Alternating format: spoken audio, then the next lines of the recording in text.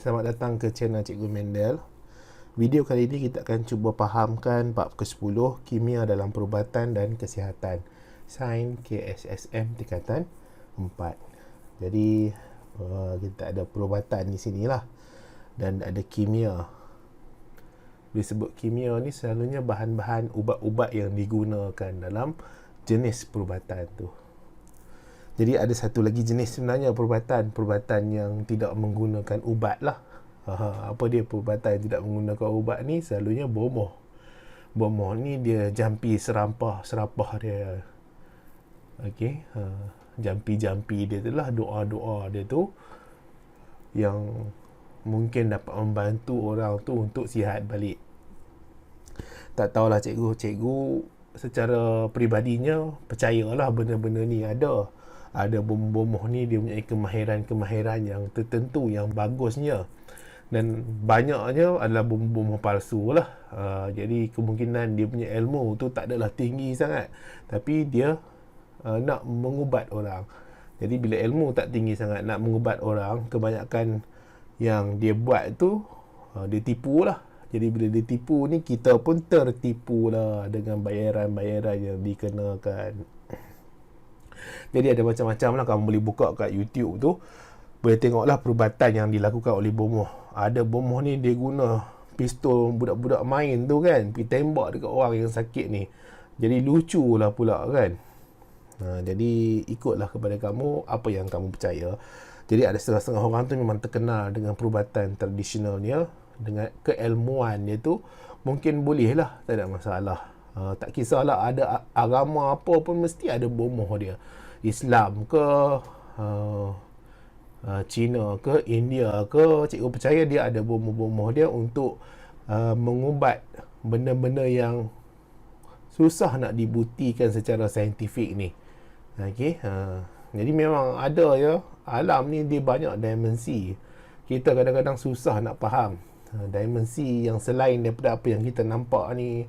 Ya, ada orang dia boleh nampak, ada orang dia tak boleh nampak. Tapi kebanyakan tak boleh nampak lah. Macam cikgu dengan kamu yang dengar ni, kebanyakan tak boleh nampak. Nampak apa? Nampak alam yang selain daripada yang jelas secara fizikal kita nampak ni. Alam-alam tu dia susah nak diterangkan, susah nak ditafsir oleh orang-orang biasa lah. Ya tak apalah, pergi melalut pula ke arah tu kan. Tapi nak cerita dalam perubatan bab ke-10 ni, kimia ni, ubat-ubat ni, dia ada 3. Yang pertama adalah tradisional, yang kedua adalah modern, yang ketiga adalah komplementari. Okay? Dia ada tradisional, modern, komplementari. Jadi kita pergi dulu kepada yang tradisional. Jadi bila sebut tentang tradisional ni, dia akan gunakan bahan semula jadi. Jadi bahan semula jadi ni dia boleh ambil daripada sekeliling lah. Terutama sekali banyak bahan semula jadi kepelbagaian ni boleh dijumpai, boleh diambil daripada hutan-hutan. Jadi sebagai contoh, tumbuh-tumbuhan lah di hutan-hutan ni dia ada banyak. Dan kadang-kadang kalau kita nak tanam dia sendiri, nak tanam tu dia susah. Bukan susah apa, kadang-kadang dia ambil masa yang sangat-sangat lama untuk dapatkan dia punya akar tu. Ataupun dia nak tunggu pokok tu membesar, dia agak lama. Dan hutan ni kadang-kadang dia telah berusia berjuta tahun. Jadi pokok tu memang dah ada, jadi boleh ambil sahaja. Tapi kalau tumbuhan-tumbuhan yang mudah nak ditanam, tak ada masalah lah. Kat tepi rumah pun boleh tanam. Ataupun bahan semula jadi yang asalnya daripada haiwan. Jadi kalau perubatan tradisional ni kadang-kadang pelik. Tak tahu, cikgu pun tak tahu macam mana. Okey, yang dia boleh mengancam haiwan-haiwan, terutama sekali haiwan-haiwan yang dalam keadaan endangered species. Okey, endangered species atau haiwan yang hampir pupus ni. Sebab apa? Dengan dia nak ambil bahagian-bahagian pada haiwan tu, macam mana dia nak ambil bahagian-bahagian pada haiwan tu? Melainkan dia bunuh haiwan tu. Jadi bila dia bunuh haiwan tu, baru dia boleh ambil. Contohnya badak sumbu punya, badak sumbu lah, dia punya sumbu tu kan. Jadi dia nak ambil sumbu tu, macam mana dia nak ambil sumbu tu dekat badak sumbu? Dia terpaksa kena bunuh. Jadi dia ada pemburuan haram dekat situ. Kemudian gading gajah. digunakan untuk perubatan tradisional. Jadi ada keburukan ya perubatan tradisional ni kalau melibatkan haiwan-haiwan yang hampir pupus, haiwan-haiwan eksotik ni. Jadi kadang-kadang daripada tenggiling lah, daripada kancil lah, daripada macam-macam lah, kadang kita pelik dengar nak dijadikan sebagai ubat tradisional. Pastinya kos rawatan dia rendah. Jadi kebanyakan perubatan tradisional kos dia rendah lah. Tapi bukan semua. Ada juga kadang-kadang perubatan untuk tradisional nak hasilkan ubat dia menggunakan kos yang sangat tinggi. Tapi kita cerita tentang majoriti. Kebanyakannya perubatan tradisional dia lagi murah. Sebab tu kalau orang yang tak mampu, kan dia nak operate, buang kanser ke, tukar jantung ke, tukar buah pinggang, kadang-kadang tak mampu, dia pergilah cari perubatan-perubatan tradisional ni sebab harga dia tak mahal, benda tu tak susah nak dilakukan. Selalunya kos rawatan rendah. Ada juga yang mahal lah. Mahal tu kadang-kadang mahal sungguh-sungguh lah. Okay. Keberkesanan rawatan dia perlahan dan dia akan makan masa. Jadi kebanyakan dia rawatan, keberkesanan dia rawatan dia perlahan. Kebanyakan lah. Jadi ini ikut buku teks. Tapi cikgu percaya ada perubatan tradisional ni dia cepat. Okey. Dia cepat. Kadang-kadang dia cepat lagi daripada perubatan moden. Kawan cikgu dulu ada waktu sekolah, cikgu tak percaya, tak tahulah dia betul ke tak betul ke, dia tipu ke tak tipu ke. Dia cerita ayah dia kena kanser, disahkan oleh doktor. Jadi dia kena mengalami perubatan-perubatan tertentulah untuk elokkan diri dia, untuk dia sihat balik sebab kanser kan. Jadi nak jadikan cerita, benda tu jadi berlarutan sehinggalah dia pergi satu pasar malam ni, dia jumpa ada orang jual ubat kat pasar malam ni. Dia pun cerita tentang masalah dia. Jadi dia cerita tentang masalah dia, orang ubat tu bagi satu ubat kat dia. Ubat tu warna putih lah. Okay. Dia asal daripada Thailand orang tu. Jadi dia pun makanlah ubat tu. Ubat pun tak mahal pun, 2-3 ringgit saja. Jadi bila makan ubat tu, habis dalam masa seminggu tu, minggu yang satu lagi tu pergi jumpa doktor. Doktor kata tak ada dah, kanser tu dah hilang. Okay. Tak pastilah sama ada ubat tu ke yang menyebabkan kanser tu hilang, ataupun tubuh badan dia sendiri yang menyebabkan kanser tu hilang, ataupun sel-sel kanser tu dia mati sendiri. Tak tahu, Allahualam lah. Okay. Cikgu pun tak pastilah sama ada cerita ni betul atau tidak. Tapi nak bagi tahunya, keadaan dia boleh, rawatan dia boleh dalam keadaan yang perlahan dan cepat. Sebab apa? Sebab dia tidak ada pengesahan. Tak ada siapa yang sahkan teknik perawatan dia tu, ubat dia tu bila masa akan sembuh, bila masa akan sihat, bila masa dia punya tindak balas tu macam mana. Tak ada. Jadi dia selalunya dia perlahan lah. Tapi ada juga yang kadang-kadang dia cepat dan makan masa. Jadi kamu nak ikut yang mana? Kamu ikutlah buku teks. Cikgu ambil ni pun daripada buku teks, bukan cikgu sesuka hati reka sendiri ya. Nota ni semua daripada buku teks. Kemudian ilmu tentang perubatan tradisional ni selalunya diwarisi turun-temurun. Jadi dia dapat daripada kadang-kadang ibu ayah dia. Okay? Ayah dia tu buat ubat tradisional. Contohnya buat minyak gamat. Jadi dia pun adalah ilmu nak buat minyak gamat tu macam mana. Berapa banyak bahan nak dicampur, bahan apa nak dicampur, kuantiti dia banyak mana, berapa hari nak kena rebus minyak tu, macam mana nak keluarkan minyak dia. Jadi itu diwarisi turun-temurun. Jadi keberkesanannya melalui pengalaman. Jadi dia dah turun-temurun memang terkenal di kampung tu dengan ubat dia. Ubat dia tu boleh dimakan, boleh disapu, boleh menghilangkan sakit ni, boleh melegakan kesakitan ni. Jadi memang terkenal. Dari turun-temurun orang memang ambil secara ubat, secara umumnya dapat melegakan kesakitan-kesakitan tertentu. Dia melalui pengalaman. Jadi tak ada masalah lah, boleh guna. Jadi antara bahan-bahan untuk dibuat ubat-ubat tradisional ni, ataupun yang boleh digunakan dalam ubatan tradisional yang berasal daripada semula jadi, bahan semula jadi, kita ada aloe vera. Jadi siapa yang ada rumah dia ada aloe vera ni, mungkin dia boleh guna lah. Jadi bila aloe vera ni dalam dia tu ada lendiran. Okey, lendiran kan, siapa kat rumah tu boleh check lah lendiran tu. Dia berlendir. Dia macam kahak tu kan, dia berlendir. Ataupun macam gam tu berlendir. Jadi boleh sapu pada kawasan-kawasan yang melecur ataupun terkena panas, yang terkena terbakar ke, boleh sapu untuk kurangkan kesakitan. Ini kalau sikit-sikit tak apalah kan. Sikit-sikit kamu terpegang bara api ke, kena pada hujung jari tu dia melecur sikit, bolehlah nak sapu lendiran. Tapi kalau rumah kamu terbakar, 70% daripada kulit kamu terbakar, janganlah pergi sapu aloe vera. Benda tu memang sangat-sangat bahaya. 70% daripada badan terbakar. Takkan aloe vera takkan berkesan punya lah. Kamu akan sakit dalam keadaan yang sangat-sangat teruk. Jadi nak kena pergi buat apa?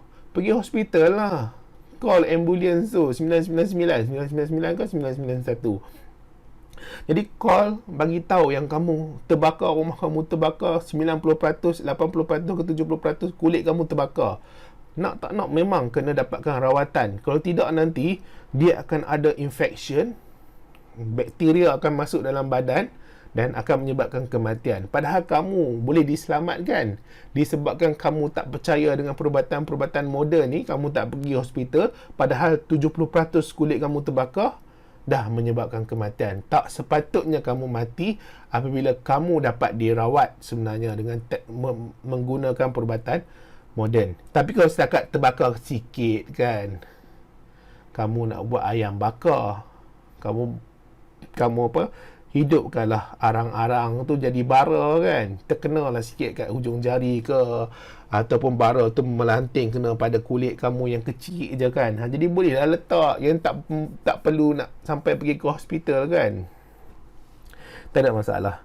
Kemudian ada ginseng. Jadi ginseng ni selalunya orang Cina lah akan gunakan dalam dia punya masakan ataupun perubatan dia. Jadi kita dengar ginseng ni harga dia mahal kan. Jadi kos rawatan nak guna ginseng ni bukan murah lah, dia mesti mahal, dia bukan rendah. Jadi dia herba Cina, dia untuk kesihatan badan. Tak salah cikgu, bukan semua orang boleh makan ginseng ni. Dia ada orang-orang tertentu saja. Bukan orang tertentu, ada setengah-setengah orang dia tak boleh ambil ginseng. Tubuh badan dia tu akan macam opposite, dia melawan. Tapi kebanyakan tak ada masalah lah. Nama pun benda yang mahal kan. Seterusnya ada halia. Halia ni digunakan untuk hilang bengkak, sengal-sengal badan. Jadi halia ni dapat membantu dalam menghilangkan bengkak, sengal-sengal badan.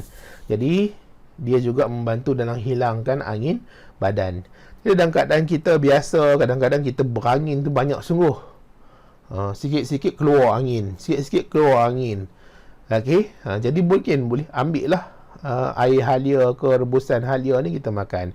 Yang ini dia melibatkan keselesaan badan. Dan kadang-kadang kita takkanlah sebab kita rasa sikit tak selesa, kita nak pergi hospital. Sikit tak selesa kita pergi hospital, sikit terluka kita nak pergi hospital, sikit rasa tak apa nak sihat kita nak pergi hospital. Nak pergi hospital kamu kena ingat ya, tambah-tambah hospital kerajaan. Kalau nak pergi hospital tu, nak tak nak kadang-kadang kita kena tunggu 3-4 jam, 2-3 jam. Kalau cepat alhamdulillah lah. Kamu janganlah pergi marah pula kadang-kadang kena tunggu lama, sebab hospital ni dia hospital kerajaan. Ramai orang bergantung pada hospital ni. Sebab apa? Sebab ubatan dia tu murah, perkhidmatan dia tu murah. Kamu kena bayar RM1 saja. Jadi dengan bayaran RM1 tu kadang-kadang kamu dapat ubat yang harga dia lebih daripada RM50. Okey? Ubat tu harga lebih daripada RM50, belum lagi tentang upah doktor tu, dengan upah nurse lagi untuk bina bangunan tu lagi. Kadang-kadang harga yang terpaksa dibayar oleh kerajaan untuk seorang menggunakan hospital tu sangat-sangat tinggi. Jadi nak tak nak kita kena sabarlah. Kalau tunggulah. Jadi setakat rasa tak selesa sikit dekat tubuh badan kan, yang mungkin keselesaan tu nanti akan hilang, ketidakselesaan tu akan hilang, tak payahlah nak pergi hospital. Okey, jadi memenuhkan lagi hospital tu. Ini pendapat cikgu lah. Kalau kamu tu memang ada sakit teruk yang memerlukan rawatan detail daripada doktor tu lain lah. Tapi setakat sikit-sikit rasa macam nak terdemam, tahan dululah selalunya kan. Kita tahan dulu, kemudian baru kita pergi. Kalau dah teruk sangat 3-4 hari duk rasa sakit macam tu juga, kita pergilah. Takut nanti kena denggi ke, kena macam-macam lain yang tak sepatutnya kita kena. Okey. Jadi mungkin boleh cuba ubat-ubat tradisional ni. Mungkin boleh ambil halia, nak bagi selesa sikit tubuh badan, angin-angin tu dapat dibuang kan, kita rasa selesa. Kemudian bunga raya. Jadi bunga raya ni untuk legakan sakit kepala, rawat rambut gugur. Jadi contohnya, kalau kamu rasa sakit kepala kan, sakit kepala ni kadang-kadang dia datang banyak sebab lah. Mungkin disebabkan pemakanan kita makan sesuatu, hari itu kita makan sesuatu yang melampau sangat. Makan durian kan, sekarang ni musim durian banyak sangat, makan sampai dia seorang saja sampai 10 biji. 10 biji, bukan 10 ulas tu, 10 biji ini. Bila makan sampai 10 biji, dia jadi panas badan dia, kepala dia jadi panas. Okay, dia sakit kepala dia pening, berat sungguh rasa kepala dia tu. Jadi kemungkinan dia boleh gunalah bunga raya ni. Okey. Kemudian untuk merawat rambut yang gugur. Cikgu tak pastilah nak buat macam mana ya. Cikgu pun tak nak guna. Kita tak guna perubatan ubat-ubat ni cikgu lah. Okey, bukan kata kamu mungkin ada lebih banyak pengetahuan, kamu boleh guna aloe vera ke ginseng ke halia ke. Cikgu tak ada lah pengalaman guna benda-benda ni. Yang selalunya kalau sakit kepala buat apa? Tahan lah.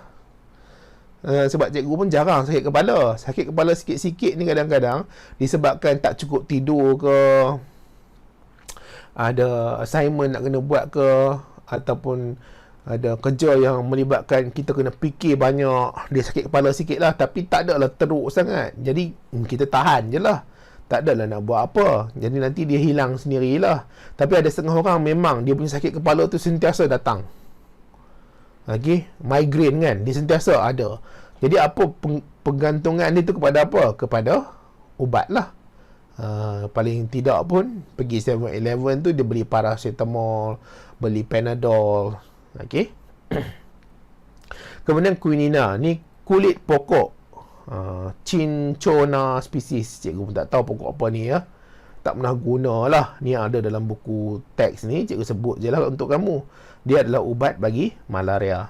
Cikgu pun tak pastilah. Okey, rasanya tak ada. Kalau kita dekat Malaysia kena malaria, kita tak makan kulit pokok Cinchona species ni, kita buat apa? Pergi jumpa doktor lah. Doktor dia tahulah ubat apa yang nak digunakan. Secara komersialnya worldwide sahkan ubat tu memang boleh merawat malaria, ataupun boleh menghalang ataupun menyebabkan malaria tu kurang. Jadi cikgu harap kamu boleh faham lah untuk ubatan tradisional. Jadi ni kita melibat kepada ubat lah, ubat tu sendiri, bukan ritual ya. Ritual tu lain. Dia ada tradisional ni, dia ada ubat yang digunakan untuk melegakan apa yang sakit di dalam badan. Satu lagi ada juga yang boleh melegakan melalui ritual. Ritual tu dia ada perform sesuatu, dia buat sesuatu, dia doa ke, dia buat tarian dia ke. Memang ada tarian ya, dulu tak salah cikgu zaman dululah sebelum Islam tu datang, dia ada tarian kuda kepang tu untuk halau jin-jin yang menyakitkan tubuh badan orang yang sakit ni. Lagi tarian ulit mayang ke kan, tak tahulah cikgu. Ada macam-macam lah dulu ni zaman, macam mana nak ubatkan orang yang sakit. Kemudian kita ada rawatan moden. Rawatan moden ni biasalah. Jadi kat Malaysia ni pun rawatan moden ni terkenal. Sekarang ni pun ada COVID-19 dengan coronavirus 19. Jadi dengan kita patuh apa yang Kementerian Kesihatan buat ataupun arahkan, dengan kepatuhan kita tu, kadar statistik jangkitan coronavirus 19 ni berkurang. Sangat-sangat baguslah. Jadi dia telah disahkan secara saintifiknya oleh sains tu sendiri bahawa dengan teknik-teknik tertentu kita boleh kurangkan jangkitan, kita boleh hapuskan terus Sebagai contoh lah. Tapi perubatan moden ni dia pastinya mahal. Okey, dia mahal. Nak tak nak memang mahal lah. Jadi kita ni beruntung sangat di Malaysia. Kenapa kita beruntung? Sebab kos rawatan kebanyakannya dibiayai oleh kerajaan. Sebab tu kadang-kadang kita rasa tak puas hati dengan doktor ke, tak puas hati dengan nurse ke. Kita sabak bilah kan. Sabaklah. Kan kita urut dada kita, tak apalah kan. Nak buat macam mana? Kadang-kadang dia hospital terlampau ramai sangat. Dia jumpa orang yang bermacam-macam. Tambah pula yang datang tu orang yang sakit kan. Dia daripada sihat pun kemungkinan dia pun sakit. Jadi pembuktian ni keberkesanan dia secara klinikal. Okey, telah diuji di dalam klinikal. Kadang-kadang satu ubat tu bukan sesuka hati dia boleh keluar dekat pasarannya yang kamu boleh ambil dan makan. Tak, dia melalui satu proses yang sangat-sangat panjang dan lama. Sama lah sekarang ni kita ada coronavirus disease. Bukan sesuka hati je syarikat pharmaceutical ni boleh keluarkan vaksin. Ya cucuk je vaksin ni, tak apa, tak boleh ya. Dia ada fasa-fasa tertentu untuk disebarkan, dikomersialkan, diguna oleh manusia tu sendiri. Dia tak boleh sesuka hati dia nak pergi cucuk dekat manusia, tak boleh. Dia bukan sesuatu yang macam kita makan jamu ke, kita makan produk-produk kosmetik ke, jadi naik sihat tubuh badan. Tak. Dia susah sebenarnya. Cikgu nak cerita pun cikgu tak tahu sangat, tapi nak bagi tahu dia susah lah. Jadi rawatan ni pastinya lebih berkesan. Okay? Rawatan dia lebih berkesan kerana telah dibuktikan secara saintifik. Tapi ada setengah jugalah orang kadang-kadang perubatan ni dia ikut tubuh badan, keserasian orang tu. Kebanyakan orang tak ada masalah, boleh gunakan ubat-ubat moden ni. Ada setengah-setengah orang dia tubuh badan dia sensitif, dia tak boleh terima ubat-ubat ni, jadi dia tu akan bermasalah. Jadi hopefully kita tak macam tu lah. Tubuh badan kita ni dalam keadaan majority. Maksud majority tu dia tak ada masalah, makan je ubat tu dia boleh sihat. Tapi ada setengah orang dia tak macam tu. Cikgu pun tak tahu lah kadang tubuh badan ni dia misteri. Dia tak tahu apa yang berlaku di dalam tu. Jadi dia melibatkan juga teknologi moden. Teknologi moden ni contohnya pembedahan, laser, kemoterapi. Jadi semua ni untuk sihatkan balik tubuh badan manusia. Even kepada haiwan pun menggunakan perubatan moden untuk sihatkan kembali dia. Dia akan gunakan ubat sintetik hasil di makmal dan akan komersial secara besar-besaran. Jadi pastinya lah dia antara syarikat pharmaceutical yang besar ni yang cikgu tahulah, Johnson & Johnson lah kalau kamu pernah dengar. Okey, memang kaya raya lah. Jadi ada beberapa jenis ubat. Ubat yang pertama analgesic. Dia akan legakan kesakitan. Kalau kamu rasa sakit, kamu boleh ambil lah jenis ubat analgesic. Jadi contohnya aspirin, paracetamol, Cordina. Okey, contoh lah, ada banyak lagi lah. Ikut kepada, sebab syarikat pharmaceutical ni dia banyak. Setiap negara kemungkinan ada syarikat pharmaceutical di sendiri. Bayangkanlah seluruh negara dekat dunia ni kan. Tapi adalah syarikat-syarikat yang besar. Dan pastinya ubat-ubat moden ni dia ada risiko kesan sampingan. Jadi kita tak tahu kadang-kadang kesan sampingan dia tu apa. Dan ada jugalah ubat-ubat yang kesan sampingan dia diketahui. Antaranya ubat ni kadang-kadang bila dia kuat sangat, dia ada dadah di dalam tu, drugs.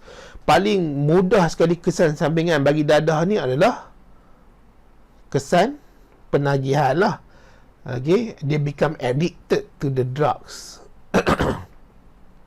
Jadi dia tak boleh nak tinggal. Jadi hidup dia bergantung terhadap dadah tu. Jadi kalau dia tak ambil, dia rasa tak selesa.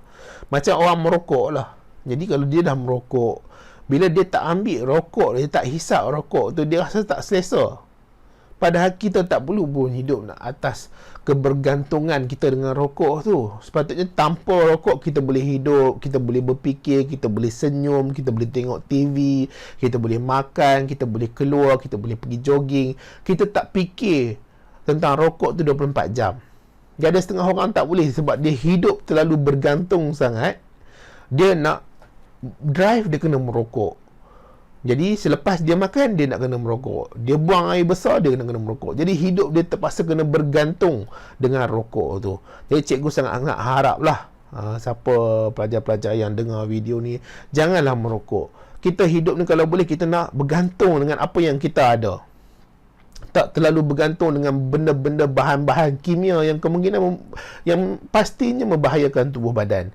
Jadi ni iklan sikit lah, jangan merokok. Seterusnya kita ada antibiotik. Jadi antibiotik ni dia terkenal lah. Sebab kadang-kadang kamu sakit, doktor bagi antibiotik. Kena penyakit ni, bagi antibiotik. Jadi antibiotik ni buat, dia bunuh, halang bakteria tumbuh di dalam badan. Jadi antibiotik ni macam satu senjata, dia weapon. Bila dia ambil oleh orang tu dia ada satu senjata di dalam badan, senjata kimia yang boleh pergi dan bunuh bakteria-bakteria ni. Jadi bakteria-bakteria ni tak boleh nak hidup, tak boleh nak bertumbuh, tak boleh nak membiak di dalam badan. Dia pastinya akan termusnah. Jadi dihasilkan daripada mikroorganisma, fungus atau bakteria. Dia ada koma ni ya. Okey, daripada mikroorganisma. Jadi hebatlah antibiotik ni. Penghasilan dia tu, kamu boleh tengok bab yang genetik, cikgu ada ajar macam mana bakteria, mikroorganisma digunakan untuk penghasilan hormon, contohnya insulin. Jadi sama juga teknik dia boleh gunakan untuk penghasilan antibiotik. Dengan dia transfer, dia pindahkan gene dia tu, dia boleh tuaikan antibiotik tu daripada bakteria-bakteria ni.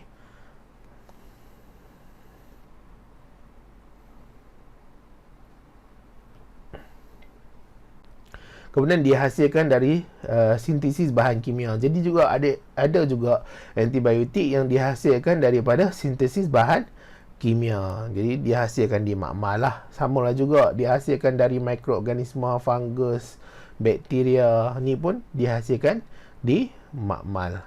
Perlu dihabiskan ikut dos untuk memastikan semua bakteria mati. Jadi contohnya ada penicillin, streptomycin. Okey. Penicillin, streptomycin. Terkenal lah ya penicillin, streptomycin ni. Kemudian kita ada ubat jenis psikoterapeutik. Jadi rawat pesakit psikiatrik. Ni sakit mental lah. Psikiatrik ni selalunya mental. Jadi mental ni kadang-kadang susah. Okay, sebab apa? Sebab ada sesuatu yang berlaku pada diri dia, pada fasa pertumbuhan dia, menyebabkan dia hilang kewarasan. Okey, menghilang kewarasan. Ada setengah orang dia memang dilahirkan macam tu, yang sampai sekarang kita tak tahu ubat apa yang boleh membantu dia untuk dia sihat ataupun dia berfikir secara waras macam orang biasa. Contohnya macam autism. Autism sampai sekarang tak dapat lagi secara sah, secara kukuhnya diketahui apa punca yang menyebabkan autism ni. Tak ada lagi. Dia adalah teori disebabkan ubat tu, disebabkan vaksin, disebabkan yang ini, yang itu, macam-macam lah. Tapi secara kukuhnya tak ada lagi lah apa penyebab kepada autism. Jadi dengan ada jenis-jenis autism yang agak teruk, nak tak nak dia kena ambil ubat-ubatan jenis psikoterapeutik untuk rawat sedikit atau kurangkan sikit dia punya pencirian dia tu. Okey. Jadi ada setengah orang pun sama juga. Dia ada fasa-fasa dalam hidup dia, tiba-tiba ada sesuatu yang berlaku sangat-sangat drastik, sangat-sangat dahsyat, menyebabkan dia hilang kewarasan. Kita tak minta lah ya. Samalah kamu, cikgu. Kita bukan tahu ke depan ni apa nak jadi. Jadi kalau jadi sesuatu pun, kita minta Tuhan kuatkan kita punya diri ni, kuatkan kita punya mental, kuatkan diri kita. Samalah dengan kamu. Tak kira apa jadi pun, kena banyak bersabar lah. Cikgu ada dengar sampai orang kan putus cinta, hilang kewarasan dia. Tengok-tengok dia duk tengok kekasih dia tu yang perempuan tu kahwin dengan orang lain. Dia hilang dia punya kewarasan. Sehingga kan dia duduk termenung melihat. Okey. Melihat dinding. Kemudian air liur dia meleleh, air mata dia meleleh, hilang kewarasan. Tiba-tiba kesian lah ya, kesian kat mak ayah dia yang nak jaga dia tu daripada kecil. Tiba-tiba bila dah besar, anak dia tu hilang kewarasan macam tu saja. Bukan sebab apa, bukan sebab kita rasa lah tak adalah teruk sangat kan, setakat clash dengan kekasih saja ataupun putus tulang sahaja, tak adalah teruk sangat, bolehlah teruskan kehidupan. Tapi kita sendiri tak tahu apa yang dalam diri dia berlaku. Okey. Jadi ubat-ubat yang jenis psikoterapeutik ni tidak boleh diambil sesuka hati. Okey, tidak boleh diambil sesuka hati. Jadi dia kena ada pengawasan daripada doktor, arahan daripada doktor lah. Bukan sesuka hati kita nak ambil, kita ambil, tak. Jadi sebab perubahan ni, bila dia ambil ubat psikoterapeutik ni, dia bolehlah dia punya perasaan tu dikawal sedikit. Kadang-kadang bila dia ambil ubat ni, dia mood dia tu jadi bagus sedikit. Kan, dia selalu depress sahaja.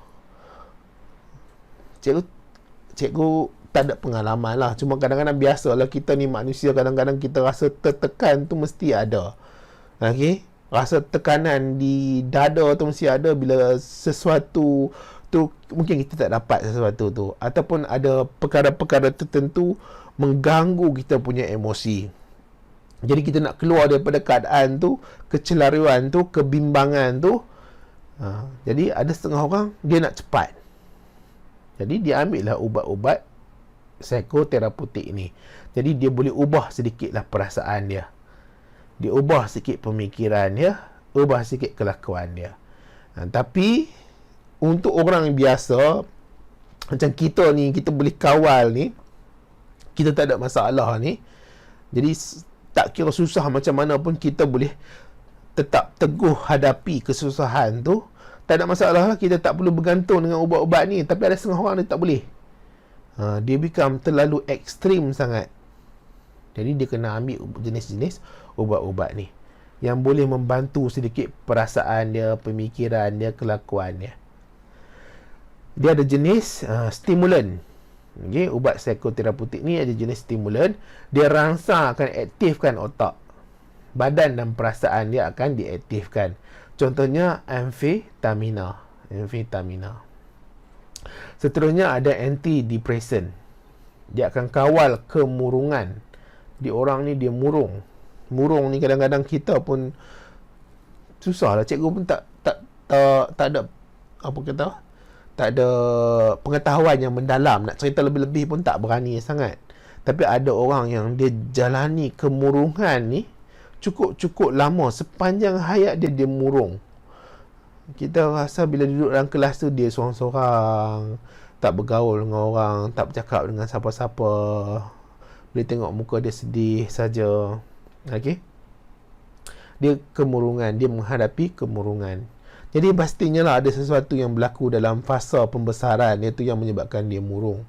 Ataupun mungkin dilahirkan dia macam tu. Cikgu pun tak pastilah. Tapi kita ni kalau manusia biasa ni pun kadang-kadang kita murung juga kan.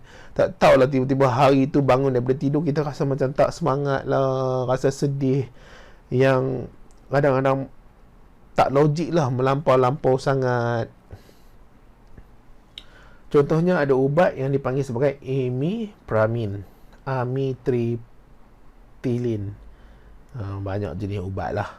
Kemudian ada antipsychotic, ubat penenang. Contohnya tranquilizer, barbiturat, dozapin, haloperidol.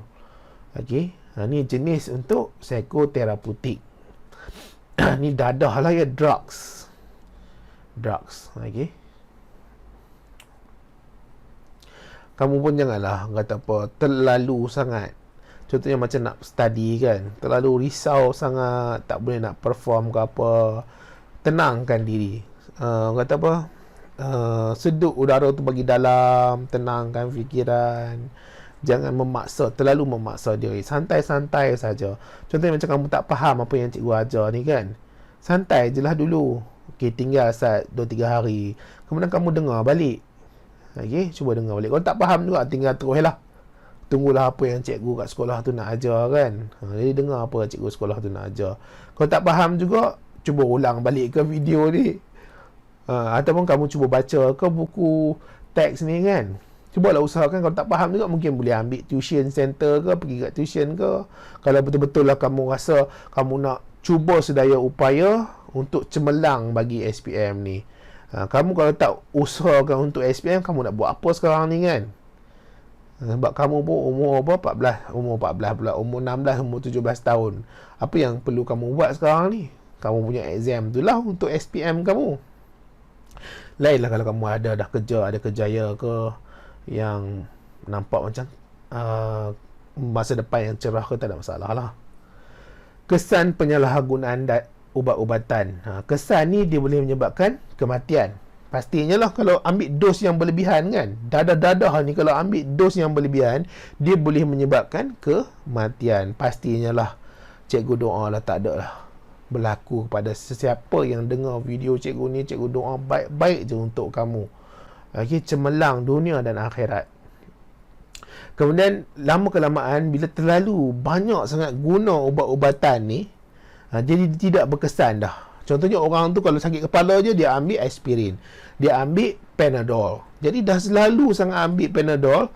Hari ni ambil sebiji, bulan depan ambil 2 biji. Tiap-tiap hari ni dah sebiji. Bulan pertama tu tak berjalan dah, sakit kepala juga, dia naikkan lagi dos dia tu 2 biji. Bulan ketiga tu naik jadi 3 biji. Jadi lama-kelamaan takkan nak makan sampai 100 biji sehari kan. Jadi dah tak berkesan dah ubat-ubatan tu. Kemudian dia ada kesan sampingan yang tak tahu. Kemungkinan dia ada alahan ke, demam ke, ataupun tiba-tiba tangan dia menggeletar tangan dia ni. Kemudian dia nak bercakap, tak boleh. Dia hilang dia punya keupayaan untuk bercakap, ataupun dia bercakap jadi macam terhenti-henti. Tak tahulah. Seterusnya ketagihan. Ini jadi ubat-ubat jenis dadah ni, dia selalu ketagihan lah. Jadi bila terlalu bergantung sangat. Sebab tu kita hidup ni, kita jangan terlalu bergantung sangat, terlalu sayang dengan sesuatu benda tu, terlalu bergantung dengan sesuatu benda tu, dia akan memberi kesan yang buruk kepada hidup kita. Ada setengah orang dia tak boleh tinggal rokok. Okay, nak tak nak rokok tu adalah bahagian besar dalam hidup dia. Dia tak boleh lah. Okay, jadi ada setengah orang dia terlalu sayangkan handset dia tu. Dia tak boleh lepas langsung handset dia tu. Jadi itu pun masalah juga. Hidup terlalu bergantung dengan sesuatu. Jadi bila kita hilang benda tu, hilang keupayaan tu, dia akan memberi kesan yang sangat buruk kepada diri kita. Seterusnya kita ada complementary, perubatan complementary. Jadi perubatan complementary ni tidak bedah dan jahit, tiada ubat terapeutik, dadah atau bahan kimia. Jadi dia tak kira, dia tak guna semua benda tu. Tapi dia ambil kira pandangan moden dan pandangan tradisional. Jadi dia cubalah, dia cuba keadaan dia macam mana. Boleh lagi ke tak, kita tak payah ambil tradisional, tak payah ambil moden. Jadi dia cuba adjust keadaan dia tu, yang mana masih boleh sembuh atau tidak. Jadi contohnya kita ada amalan-amalan ni. Yang pertama akupuncture. Jadi akupuncture ni dia tak ambil ubat ke apa ke, dia cucuk sahaja pada titik akupuncture. Ni kalau kamu tengok cerita Korea ke, cerita Cina ke kan, dia cucuk. Kau juga Kung Fu Panda. Kung Fu Panda kan, panda tu pada Kung Fu Panda 1 kan, dia cucuk habis seluruh badan ni. Jadi jarum tu mesti disterilkan lah. Kalau tak steril nanti boleh menyebabkan kontaminasi ataupun infection. Okey, dia cucuk. Jadi dia akan rangsang sistem saraf untuk legakan kesakitan. Jadi orang tu mungkin dia dapat elokkan kesakitan yang dia alami, atau rasa tidak selesa pada organ-organ badan dia dengan dia buat akupuncture. Akupuncture ni pun ada jenis level-level dia. Okey. Cikgu pernah tengok satu akupuncture tu, dia cucuk dekat leher kot. Dia cucuk dekat leher tu, kemudian jarum tu tembus dekat belakang. Panjang jarum dia ni. Jadi dia akan rangsang sistem saraf tu untuk legakan kesakitan. Mungkin bahu dia rasa sakit saja kan, takkan nak makan ubat saja. Jadi dengan dia buat akupuncture tu, bahu dia tu tak rasa sakit dah. Okey, dia bahu ni kadang-kadang sakit tu sebab lenguh. Kita dalam keadaan tidur ke atau keadaan kita berdiri, berjalan, kita duduk dalam posisi yang tidak kena, menyebabkan otot-otot tu dia merasa sakit. Okey. Kemudian ada amalan yang dipanggil kiropraktik. Jadi ahli kiropraktik betulkan kedudukan tulang. Jadi ini kamu boleh tengoklah dekat YouTube tu, banyaklah teknik-teknik dibetulkan tulang. Kamu tak boleh lah pergi buat kat kawan kamu pula nak betulkan tulang lah, meh aku betulkan tulang. Aku tengok kat YouTube tu senang je dia buat. Tak boleh, kamu tak boleh sesuka hati nak pergi betul tulang orang ya. Kalau kamu tidak ada ilmu, tak jalani latihan yang secukupnya, tak boleh sesuka hati nak pergi buat. Benda-benda ni membahaya. Buat kamu nak betul tulang dia makin lari, dia lumpuh seluruh hidup dia. Kamu takkan nak rasa bersalah sepanjang hayat kamu. Jangan buat sesuatu yang berbahaya yang kamu tak tahu atau kamu tidak ada ilmu tentang tu. Jadi berkesan untuk rawat sakit belakang leher, sakit sendi, sakit kepala, kecederaan sukan. Seterusnya ada urutan tradisional. Okey, urutan tradisional. Jadi dia kaedah manipulasi tisu lembut pada badan, guna tangan, jari atau penumbuk. Dapat legakan keresahan, keletihan, ketegangan otot, masalah urat saraf. Jadi urutan ni selalunya tak ada masalah sangatlah. Okey.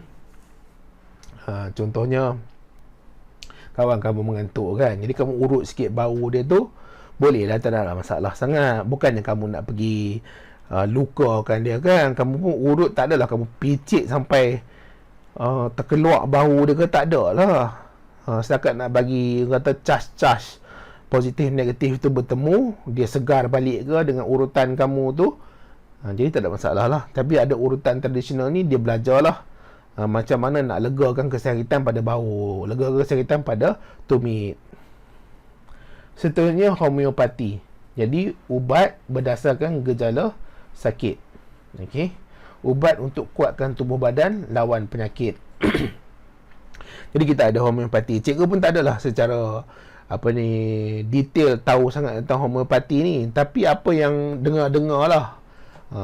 Kalau betul-betul lah ya, kalau salah kamu cikgu minta maaf lah. Jadi homeopati ni dia lebih kepada dia nak tubuh badan ni lawan penyakit secara semula jadi. Dia tak nak ada bahan-bahan kimia ni, guna bahan-bahan kimia ni. Okey, jadi dia nak pastikan tubuh badan ni kuat dan lawan penyakit-penyakit tu. Kalau demam, kita lawan demam tu sendiri. Kalau tak sihat, kita lawan tak sihat tu sendiri. Bukan disebabkan oleh bahan kimia. Jadi kita ada seterusnya terapi herba. Terapi herba ni akan gunakan tumbuh-tumbuhan. Okey, sumber semula jadi yang diyakini. Nak cerita lebih pun tak tahu jugalah. Banyak sangat terapi herba ni kan. Mungkin dia rendam ke dalam air herba ke, ataupun dia buat spa ke, tak pastilah. Okey, sekarang ni kita pergi pada dua jenis ni. Yang pertama adalah free radical, radikal bebas. Kemudian satu lagi antioksidan, bahan antioksidan ataupun antioksidan substance. Jadi kita selalu dengar lah kan, makanan ni ada antioksidan, makanan ni ada antioksidan. Jadi apa antioksidan ni? Apa free radical ni? Jadi nak tak nak kamu kena cuba fahamkan lah. Siapa-siapa yang mungkin minat dalam berbidang kosmetik kan, kosmetik ataupun makanan-makanan kesihatan yang mungkin kamu nak buat produk kamu sendiri, buat ubat kuat ke kan, kuatkan badan, kuatkan pertahanan badan. Jadi nak tak nak ini paling asas sekali lah untuk kamu cuba fahamkan tentang radikal bebas, bahan antioksidan. Jadi kita pergi dulu kepada radikal bebas. Radikal bebas ni atom atau molekul yang kurang satu elektron. Jadi dia kurang satu elektron. Jadi dia tidak stabil, reaktif. Keadaan dia tidak stabil lah. Sebab apa? Sebab dia kurang satu elektron. Jadi kalau dapat satu elektron, dia ambil daripada mana-mana tempat. Jadi dia dah stabil lah. Jadi bila dia dah stabil, dia terpaksa kena ambil. Jadi tempat yang dia ambil itu akan ada kesan yang buruk. tempat yang dia ambil tu pula jadi tak stabil kan. Jadi dia tak nak macam tu. Tak boleh lah macam tu. Dah pergi ambil pula kat tempat lain pula kurang. Kamu tak cukup duit. Kamu pergi ambil pula kat kawan kamu yang ada duit. Jadi dia pula tak cukup duit. Jadi dah memberi kesan kepada dia. Sebab apa? Sebab kamu pergi ambil duit dia. Kalau setakat ambil 10 sen, tak apalah ni kamu ambil RM10. Dia ada RM10, kamu ambil RM10 duit dia, teruk tak dia? Teruklah dia. Okay? Jadi dia akan cenderung untuk serang atom atau molekul lain. Jadi tak apa nak syok lah dengar kan. Tak apa nak kena lah. Kita hidup ni, kita jangan duk buat zalim ke orang, jangan duk buat anaya ke orang. Sebab apa? What goes around comes around. Karma tu ada, dosa tu ada, pahala tu ada. Hari ni kita buat kat orang, kita sakitkan orang, esok lusa kita akan kena benda yang sama. Cikgu percayalah benda ni. Memang betul-betul percaya. Janganlah sesekali kita menyakiti sesiapa. Dia buat zalim kat sesiapa, menganiaya sesiapa. Penat kadang-kadang bila cerita tentang benda-benda macam ni kan. Cikgu pun selalu duk nasihatkan diri sendiri, janganlah tambah-tambah lagi nak buat zalim kat student, kat pelajar-pelajar tu sendiri lagi lah. Okay? Nak mengharap, mendoakan sentiasa yang baik-baik, terutama siapa yang dengar video-video cikgu ni lah. Jadi pengoksidaan berlaku secara semula jadi yang akan bebaskan radikal bebas. Jadi pengoksidaan ni contohnya macam buah terdedah. Okey, buah terdedah. Jadi buah tu jadi perang. Jadi apa maksud pengoksidaan ni? Dia selalu melibatkan oksigen. Jadi oksigen dia bercampur dengan bahan-bahan tu. Jadi bila dia bercampur dengan bahan-bahan tu, dia ada pengoksidaan. Jadi dia berlaku secara semula jadi dan pengoksidaan ni akan bebaskan radikal bebas, free radical.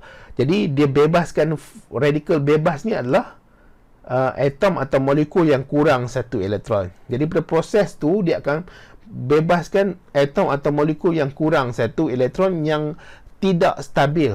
Okay, dia tidak stabil, dia reaktif dan dia ada kecenderungan untuk serang atom-atom atau molekul-molekul lain yang menyebabkan molekul atau atom-atom lain tu pula jadi tak kena pula dekat dia. Okey. Ini akan cetus tindak balas berantai hasil lebih banyak radikal bebas. Dah dia radikal bebas, dia pergi ambil elektron orang lain tu pula jadi kurang elektron, orang tu pula ambil orang lain tu pula. Jadi macam berantai-rantai dosa tu mengalir. Patutnya diberhentilah kan. Kita tu dah hilang duit orang, curi duit kita pergi curi pula duit orang lain. Orang lain yang hilang duit tu pula curi duit orang lain. Dia tambah dosa. Dosa yang paling teruk sekali orang yang pertama lah. Disebabkan dia kejahatan tu berantai. Kejahatan tu berantai. Kita tak nak lah macam tu. Tak nak, pastilah kita elak lah. Nanti nak tak nak, bila dosa tu dia patah balik kat kita, karma tu dia patah balik kat kita, teruklah kita. Tak kena kat kita hari ni, mungkin kena kat kita 5 tahun akan datang. Mungkin tak kena dekat kita waktu hayat kita, kena dekat anak cucu kita. Jadi pastikan elak. Jangan duk buat zalim kat orang, jangan duk ambil hak yang bukan kita punya. Even kalau kita beratur pun, pastikan kita beratur pada keadaan yang betul. Jangan kita pergi ambil hak orang lain, pergi lintas dia supaya kita duduk depan dia. Okay? Tak kira lah kita kaya macam mana pun, kita hebat macam mana pun, kita besar macam mana pun pangkat kita. Faktor dalaman badan hasilkan radikal bebas, metabolisme keradangan. Jadi daripada proses metabolisme dalam badan lah. Metabolisme ni macam-macam lah proses-proses yang berlaku. Jadi dia boleh menghasilkan radikal bebas. Seterusnya faktor luaran. Dia boleh juga menghasilkan radikal bebas melalui asap rokok, radiasi, cahaya matahari, pencemaran udara. Jadi benda ni bila terlalu banyak pastinya akan menjejaskan kesihatan badan. Okey, apa yang dia akan buat pada kesihatan badan? Dia rosakkan DNA dengan ambil elektron daripada molekul DNA. dan menyebabkan penyakit kardiovaskular. Penyakit kardiovaskular ni penyakit apa? Penyakit yang melibatkan peredaran darah. Contohnya jantung, darah, salur darah, menyebabkan masalah kesuburan. Kadang-kadang masalah kesuburan kalau dia tak dapat anak tak apalah. Tapi kalau dia dapat anak, anak tu cacat. Anak tu hilang tangan ke, hilang kaki ke, terencat pada mental dia ke. Jadi dia akan bermasalah. Kemudian akan mengalami penuaan awal, kedut uban. Sebab tu dia ada opposite ataupun yang terbalik dengan radikal bebas ni, bahan antioksida. Jadi kita selalu dengar lah orang-orang tu jual bahan jamu ke, bahan yang apa ni, bukan jamu, jual ubat-ubat tradisional ke, jamu ke, apa sajalah, dia ada antioksida. Jadi antioksida ni apa? Sebatan kimia diperlukan badan untuk lambat henti pengoksidaan. Jadi radikal bebas ni terbebas dari proses pengoksidaan kan. Jadi sekarang ni dia boleh lambat ataupun henti pengoksidaan dengan adanya bahan antioksida. Okey. Jadi dia tak ada masalah lah tentang radikal bebas ni.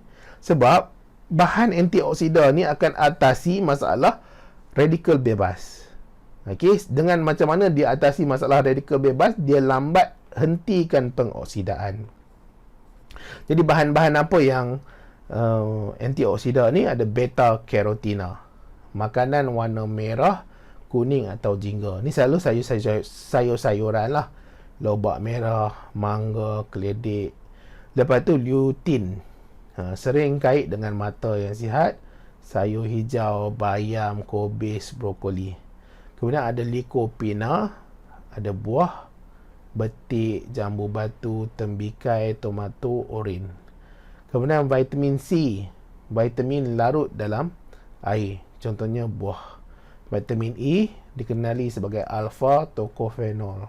Tocophenol ke tocopherol ya. Kamu cek lah ya dekat buku teks. Cikgu ambil daripada buku teks ni. Semua nota cikgu ni ambil daripada buku teks lah. Jadi cikgu tak guna buku rujukan, 100% daripada buku teks.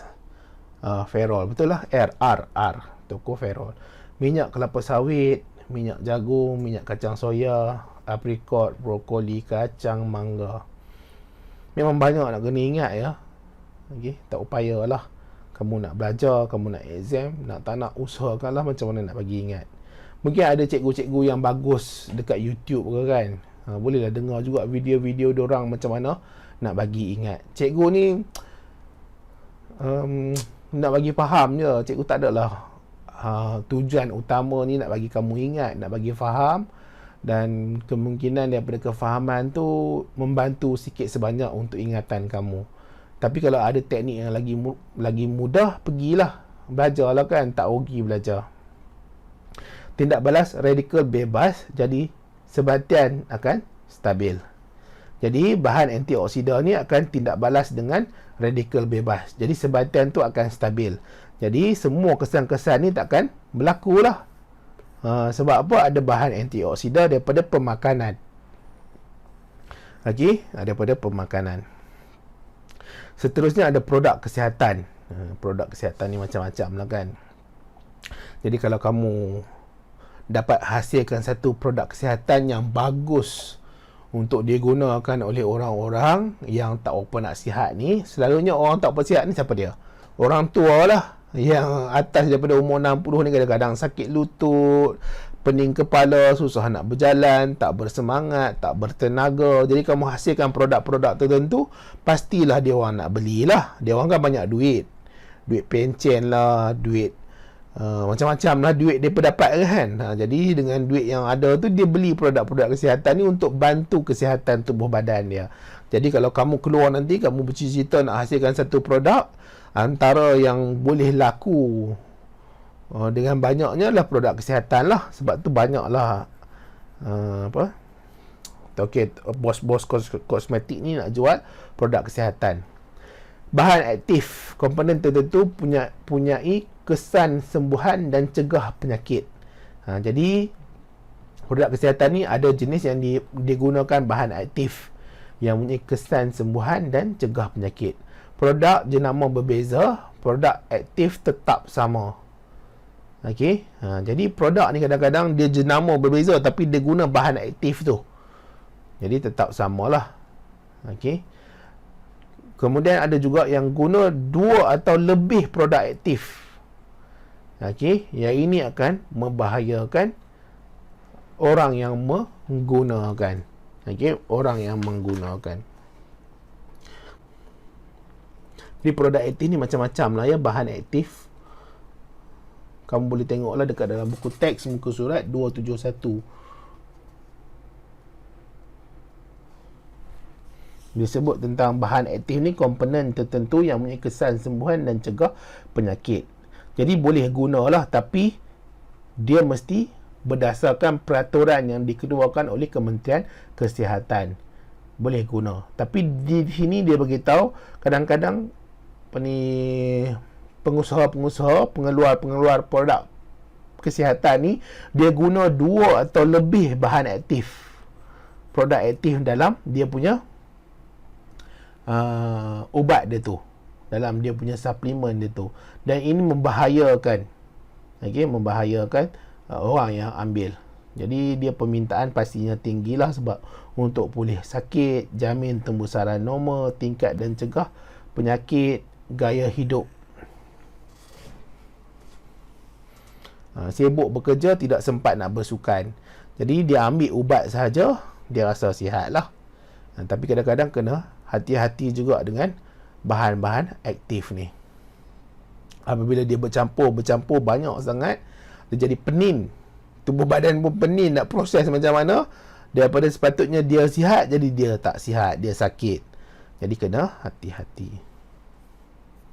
Jadi ini saja untuk bab 10, kimia dalam perubatan dan kesihatan.